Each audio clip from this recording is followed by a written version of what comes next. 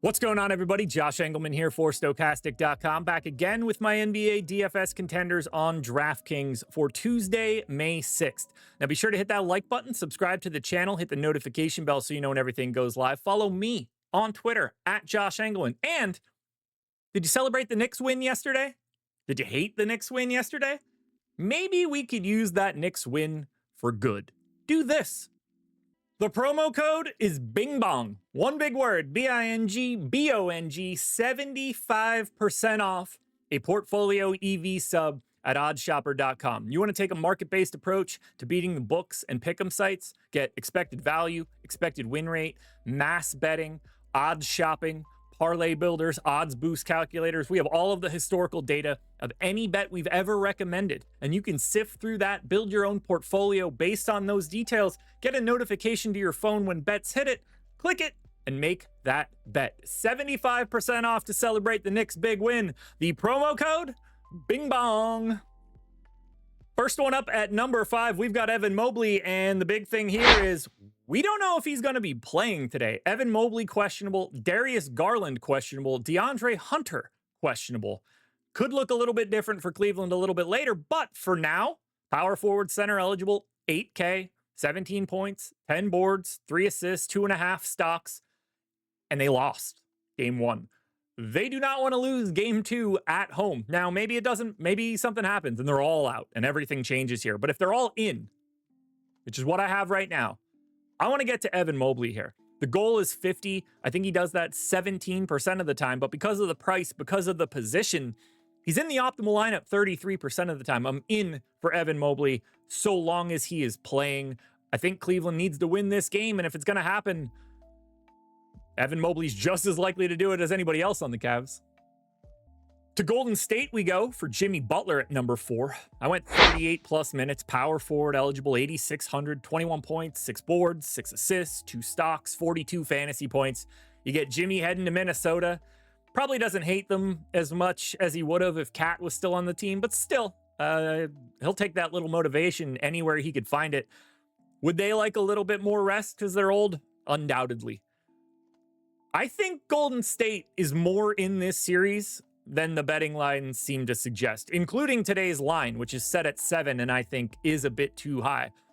I think this looks a lot like yesterday for Denver, where if Denver loses game 1 against OKC, it just feels tricky. You got to throw everything into the first game, give yourself a chance to bust that home court and get out of there 1-1. So I think Golden State throws a lot at this game, and if that's the case, I think it means you get a lot of Jimmy Butler.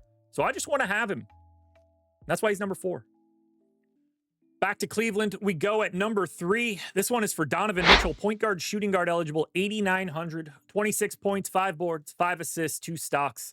Couldn't buy a bucket in game 1. He was 1 for 10 from the field with Andrew Nembhard as the closest defender. What does that look like today? If Darius Garland's back, does Nembhard take that matchup? Does he stay with Donovan Mitchell? Does that make Garland more interesting? Does Mitchell get Nesmith? A lot of trickle-down effects to the health here, but ultimately, this is a Cleveland Cavaliers team down 1-0 in the second round of the playoffs. I want to get to their best player, and at least offensively, their best player is Donovan Mitchell, so I'm not shocked to see him in the top 5. This will look even better if anybody gets ruled out.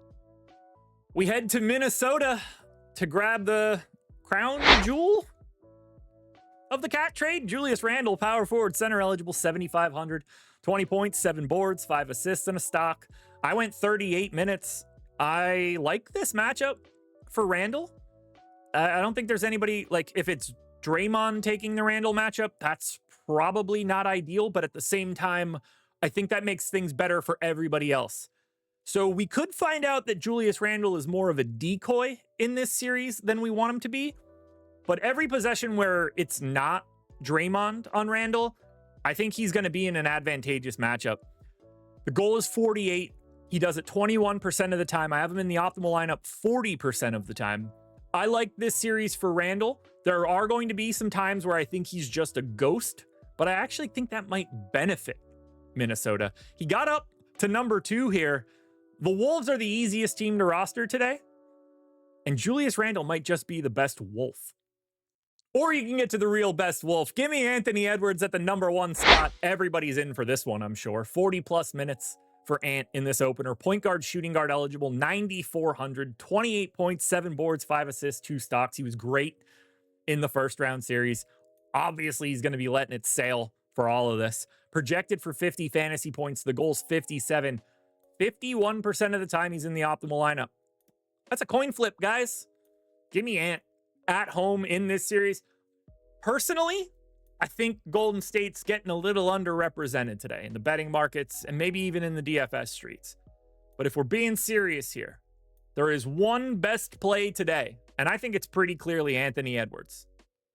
Alrighty, folks, that will do it. Those are my NBA DFS contenders on DraftKings for Tuesday, May 6th. Top 10 for DraftKings and FanDuel are posted to my Twitter at Josh Engleman. Go check it out. I'll have updates later today around 6 p.m. just before we go live for Live Before Lock. Promo code Bing Bong. 75% off a portfolio EV sub at OddsShopper. Good luck, everybody. See you guys in the morning.